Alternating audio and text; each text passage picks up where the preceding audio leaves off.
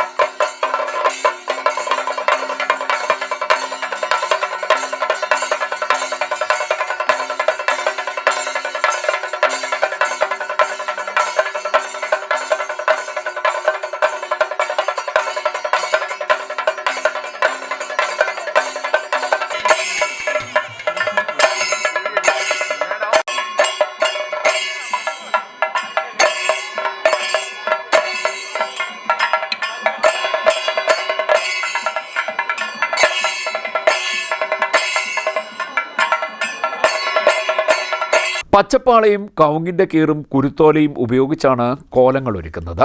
ചെങ്കല്ലും ചിരട്ടക്കരിയും പച്ചമഞ്ഞളും ചേരുമ്പോൾ പച്ചപ്പാളയിൽ ജീവൻ തുടിക്കുന്ന രൂപങ്ങൾ ഉണ്ടാകും. ദാരിക നിഗ്രഹത്തിന് ശേഷം കോപമടങ്ങാതെ ദേവി സംഹാരരുദ്രയായെന്നാണ് ഐതിഹ്യം. രക്തദാഹിയായ ദേവിയെ ശാന്തസ്വരൂപിണിയാക്കാൻ പരമശിവന്റെ നിർദ്ദേശാനുസരണം ഭൂതഗണങ്ങൾ നിലത്ത് ദേവീരൂപം വരയ്ക്കുകയും ദേവിയുടെ കോലം കെട്ടി നൃത്തമാടുകയും ചെയ്തു. ഇത് കണ്ട് സന്തുഷ്ടയായ ദേവി കോപമടങ്ങി ശാന്തസ്വരൂപയായി. ഈ വിശ്വാസത്തിന്റെ അടിസ്ഥാനത്തിലാണ് കോലം എഴുന്നള്ളത്ത് നടത്തുന്നത്. വ്രതശുദ്ധിയോടെ ചുവട് പരിശീലിച്ചവരാണ് കോലമെടുത്ത് ക്ഷേത്രത്തിലേക്ക് എത്തുന്നത്. താലപ്പൊലിയും താളമേളങ്ങളും ഇതിന് അകമ്പടി സേവിക്കും. കാഞ്ഞൂർ ദേവി ക്ഷേത്രത്തിലെ ഉത്സവത്തിന് സമാപനം കുറിച്ചുകൊണ്ടാണ് കോലമെഴുന്നള്ളത്ത് നടക്കുന്നത്. ഞായറാഴ്ച കോലമെഴുന്നള്ളത്തിന് ശേഷം എതിരേൽപ്പ്, പൂപ്പട, ആചാര വെടിക്കെട്ട് എന്നിവ നടന്നു. ക്ഷേത്രത്തിൽ വൻ ഭക്തജന തിരക്കായിരുന്നു ഈ ദിവസങ്ങളിൽ അനുഭവപ്പെട്ടത്. നാടിന്റെ നാനാഭാഗത്തു നിന്നും കോലം വരവിൽ പങ്കെടുക്കാനായി ഭക്തജനങ്ങൾ എത്തി. CDNet news, Harippad.